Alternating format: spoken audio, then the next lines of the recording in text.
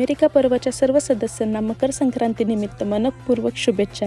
काय मग झाली का संक्रांतीची तयारी? सर्वत्र तिळगुळ, तिळाचे लाडू, तिळवड्या बनवून रेडी झालेच असतील की. बायकांची बोरनानाची, रांगोळ्यांची, नंतर हळदी कुंकवाची, त्यासाठी लागणाऱ्या वाण साहित्याची अशी सगळीच लगबग आज सुरू असेल. पतंगसुद्धा चढाओढीसाठी रेडी झाली असतील. यंदासुद्धा आम्ही तिळगुळ द्यायला कुठे जाऊ शकत नाही, तरीसुद्धा सर्वजण आमच्याशी गोड बोलतीलच ही मात्र खात्री आहे. यंदा अमेरिकेमध्ये मात्र गारठलेली संक्रांत असणार आहे.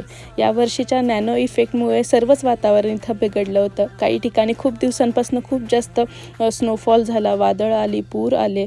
आमच्या मेम्फिसमध्ये मात्र दरवर्षाच्या कंपॅरिझनमध्ये यावर्षी थंडी लेटच सुरू झाली. कमी जास्त अशी थंडी होत होती. यावर्षी यंदाचा पहिला स्नोफॉलसुद्धा संक्रांतीलाच होतो आहे. आता कंटिन्युअस 2 दिवस इथं स्नोफॉल असणार आहे. वर्षाचा पहिला स्नोफॉल आम्ही इथे एन्जॉय करतो. तुम्ही मात्र